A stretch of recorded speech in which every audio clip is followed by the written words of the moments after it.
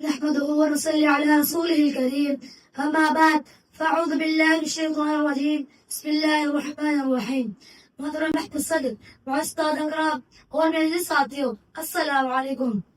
ذرا تصور کیجئے کہ کیسا معاشرہ جہاں سچیوں کی بندہ ہو، جہاں اخلاق کی بندہ ہو، جہاں محبت نفرت اور غالب آ جائے، جہاں ایمانداری کی جگہ بے ایمانی لے لے. کیسا معاشرہ ترقی کر سکتا ہے؟ ہرگز نہیں. افراد کے حقوں میں ہے اقوام کی تقدیر، حکمت ہے ملت مقدر کا ستارہ. میرے والد ساتھیوں، ہمارے معاشرے میں جھوٹ، حسد، نفرت اور بے ایمانی جیسی برائیاں پھیل رہی ہیں. یہ برائیاں صرف انسانی قدر کو تباہ کرتی ہیں بلکہ پوری قوم کی ترقی کی راہ میں رکاوٹ کا باعث بنتی ہے. جناب عالی، برے عمل کا انجام وہی ہوتا ہے جو کانٹے بولتا ہے وہ پھول نہیں پاتا. ساتھیوں، اگر ہم معاشرے کو بہتر بنانا چاہتے ہیں تو ہمیں خود کو بدلنا ہوگا. معاشرے میں انقلاب لانا ہوگا، سچائی، دیانتداری اور اخلاق بنانا ہوگا.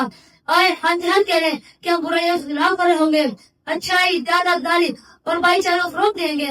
آخر میں علامت بن کے خاص کہوں گا، خدا نے آج تک اس قوم کی حالت نہیں بدلی، خدا نے آج تک اس قوم کی حالت نہیں بدلی، نہ وہ اس کو کیا اپنی حالت بدلے گا. بہت شکریہ.